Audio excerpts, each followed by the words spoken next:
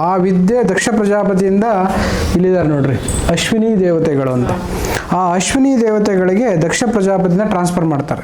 ದಕ್ಷ ಪ್ರಜಾಪತಿ ಹೇಳ್ಕೊಡ್ತಾರೆ, ಮುಂದೆ ನಿಮ್ಗೆ ಅನುಕೂಲ ಆಗ್ಬೋದು, ದೇವತೆಗಳ ವೈದ್ಯರಾಗಿರುವ ನಿಮಗೆ ಈ ವಿದ್ಯೆ ಗೊತ್ತಿರಲಿ ಅಂತ ಹೇಳಿ ಕೊಡ್ತಾರೆ. ಅದು ಆಯುರ್ವೇದ ವಿದ್ಯೆ. ಆ ದಕ್ಷ ಪ್ರಜಾಪತಿ ಏನು ಮಾಡ್ತಾರೆ, ಇದು ದೊಡ್ಡ ವಿದ್ಯೆ, ಇದು ನನ್ನ ಹತ್ರ ಇದ್ದರೆ ಎಷ್ಟು ಜನಕ್ಕೆ ಗೊತ್ತಾಗುತ್ತೋ, ಆದರೂ ದೇವಲೋಕದ ರಾಜ ಇಂದ್ರನಾಗಿರೋನ ಹತ್ರ ಇದ್ದರೆ ಅದು ಎಲ್ಲರಿಗೂ ಅನುಕೂಲ ಆಗುತ್ತೆ ಅಂಥೇಳಿ ಅವ್ರ ಕೈ ಕೊಟ್ಟಿರ್ತಾರೆ. ಇವಾಗ ಇಂದ್ರನ ಕೆಲಸ ಏನು ಅಂತಂದರೆ ಈ ವಿದ್ಯೆನ ಇನ್ನೊಬ್ರಿಗೆ ಹೇಳ್ಕೊಡೋ ಕೆಲಸ. ಯಾರು ವಿದ್ಯೆನ ಕಲಿತು ಅಲ್ಲಿಗೆ ಅದನ್ನು ಲ್ಯಾಪ್ಸ್ ಮಾಡಿ ಹೋಗ್ತಾರೆ, ಅದು ಸರಸ್ವತಿ ಶಾಪ, ಅದು ಹುಟ್ಟಿಗೆ ಶಾಪ, ಬ್ರಹ್ಮನ ಶಾಪ ಆಗುತ್ತೆ. ಬ್ರಹ್ಮ ಹತ್ಯೆ ಮಾಡಿದಷ್ಟೇ ಶಾಪ ಆಗುತ್ತಂತೆ. ವಿದ್ಯೆನ ಇನ್ನೊಂದು ಜನ್ರೇಷನ್ಗೆ ಕಲಿಸೇ ಹೋಗಬೇಕು, ದಾನ ಮಾಡಬೇಕು ಅಂತ ಹೇಳ್ತಾರೆ. ಅದಕ್ಕೋಸ್ಕರ ಕಾಯ್ತಿದ್ದಂಥ ಸಮಯದಲ್ಲಿ ವಿಘ್ನಭೂತ ಯದಹಾರೋಗ ಪ್ರಾದುರ್ಭೂತ ಶರೀರಣಾಂ ತಪ ಉಪವಾಸ ಅಧ್ಯಯನ ಬ್ರಹ್ಮಚರ್ಯ ರಥ ಆಯುಷಂ, ಎಲ್ಲ ವಿಘ್ನಗಳು ಎಲ್ಲ ಜನರಿಗೆ ರೋಗದ ಮುಖಾಂತರ ಕಾಡ್ತಾ ಇದ್ವು. ಆ ಕಾಡಿರೋದ್ರಿಂದ ತಪಸ್ಸು ಉಪವಾಸ ಅಧ್ಯಯನ ಬ್ರಹ್ಮಚರ್ಯ ರಥಗಳು ಮತ್ತು ಜೀವನಕ್ಕೂ ತೊಂದರೆ ಆಗ್ತಾ ಇತ್ತು. ಇಂಥ ಸಂದರ್ಭದಲ್ಲಿ ಈ ಥರ ಋಷಿಮುನಿಗಳು ಇಲ್ಲಿ ಹೇಳ್ತಾರೆ, ನಮ್ಮದರಲ್ಲಿ ಅಂಗೀರ ಜಮದಗ್ನಿ ವಶಿಷ್ಠ ಕಾಶ್ಯಪ ಭೃಗು ಸುಮಾರು 44 ಥರ ಋಷಿಮುನಿಗಳು ಸೇರಿ ಇಲ್ಲಿ ಹೇಳ್ತಾರೆ.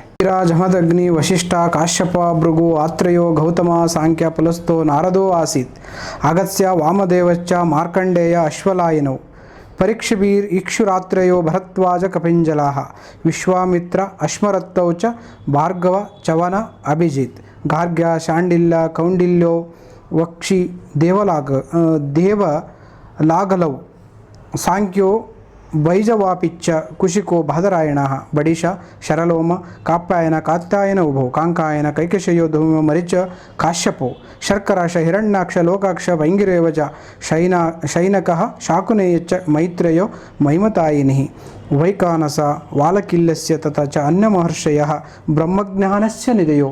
ಇವರಿಗೆಲ್ಲ ಇರ್ತಕ್ಕಂಥ ಬ್ರಹ್ಮಜ್ಞಾನದ ಒಂದು ಅರಿವಿನಿಂದ ಎಲ್ಲ ಕೂತು ಒಂದು ಹಿಮಾಲಯ ಪರ್ವತದಲ್ಲಿ ಮೀಟಿಂಗ್ ಮಾಡ್ತಾರೆ.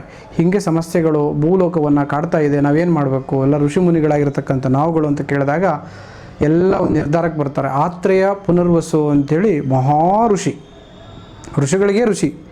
ಆ ಋಷಿ 4-5 ಜನ ಅವ್ರ ಜೊತೆಗೆ ಹೋಗಿ ಇಂದ್ರನ ಹತ್ರ ಭೇಟಿ ಆಗ್ತಾರೆ. ಇಂದ್ರನ ಹತ್ರ ಭೇಟಿಯಾದಾಗ ಈ ಸಮಸ್ಯೆನ ಹೇಳ್ತಾರೆ.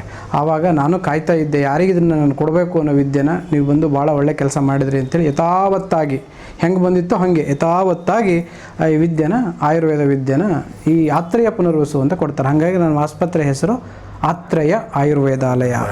ಹಾಂ, ಇದು ಋಷಿಗಳ ಹೆಸರೇ, ಹಾಗಾಗಿ ಎಲ್ಲ ಋಷಿಗಳೇ ಇದ್ದಾರೆ ಇಲ್ಲಿ, ಇವತ್ತು ಋಷಿಗಳೇ ಬಂದಾರೆ. ಆಯಿತಾ? ಸೊ ಈ ಋಷಿಗಳ ಹೆಸರು ಕೆಳಗಡೆ ಹೇಳ್ತಾರೆ ಕಮೆಂಟೇಟ್ರು, ಬಹು ಋಷಿಣಾಂ ಅರ್ಥಕೀರ್ತನಂ ಪಾಪಕ್ಷಯ ಹೇತುತ್ವೇನ ಅಂತ ಕೇಳ್ತಾರೆ. ಬರೀ ಋಷಿಗಳ ಹೆಸರು ಹೇಳಿದರೆ ಸಾಕು, ನಿಮ್ಮಲ್ಲಿರ್ತಕ್ಕಂಥ ಪಾಪ ಕ್ಷಯ ಆಗುತ್ತೆ, ಪರಿಹಾರ ಆಗುತ್ತೆ, ಬರೀ ಹೆಸರು ಹೇಳಿದರೆ ಸಾಕು ಅಂತ. ಹಾಗಾಗಿ ನೀವು ಎಲ್ಲರಿಗೂ ಕಿವಿಗೆ ಮುಟ್ಲಿ ಅಂತೇಳಿ ಹೆಸರು ಹೇಳಿದೆ ಈಗ. ಸೊ ಈ ಋಷಿ ಮುನಿಗಳಿಂದ ಬಂದಿರತಕ್ಕಂಥ ಪರಂಪರೆ ಆಯುರ್ವೇದ ವಿದ್ಯೆ ಆಗಿರೋದ್ರಿಂದ ಈ ವಿದ್ಯೆಗೆ ಯಾವ ಕಾಯಿಲೆನೂ ದೊಡ್ಡದಲ್ಲ ಸಣ್ಣದೂ ಅಲ್ಲ. ಅದು ಮನಸ್ಸು ಮಾಡಿದರೆ ಇರ್ರೆಸ್ಪೆಕ್ಟಿವ್ ಆಫ್ ತೊಂದರೆ ಕಾಜು ಏನೇ ಇರಲಿ, ಅದು ಮನಸ್ಸು ಮಾಡಿದರೆ ಎಲ್ಲವೂ ಸಣ್ಣದೇ. ಸೊ ಅಂತಹ ಒಂದು ಶ್ರೇಷ್ಠವಾಗಿರ್ತಕ್ಕಂಥ ವಿದ್ಯೆ ಆಯುರ್ವೇದ. 5000 ವರ್ಷಗಳಿಂದ ಹೇಳಿರ್ತಕ್ಕಂಥದ್ದು ಇವತ್ತು ಕೂಡ ಹೀಗೆ ಪಿನ್ ಪಾಯಿಂಟ್ ಸೈನ್ಸ್. ಇದನ್ನು ಇವತ್ತು ಯಾರಿಗೂ ಮೀರೋಕ್ಕಾಗಿಲ್ಲ. ಇದು ದೈವಶಕ್ತಿ, ಇದು ಆಧ್ಯಾತ್ಮಿಕ ಶಕ್ತಿ. ಓಕೆ, ಇದು ಜ್ಞಾನ. ಈಗಿರೋದು ವಿಜ್ಞಾನ. ಜ್ಞಾನದಿಂದ ವಿಜ್ಞಾನನ ಹೊರತು ವಿಜ್ಞಾನದಿಂದ ಜ್ಞಾನ ಅಲ್ಲ.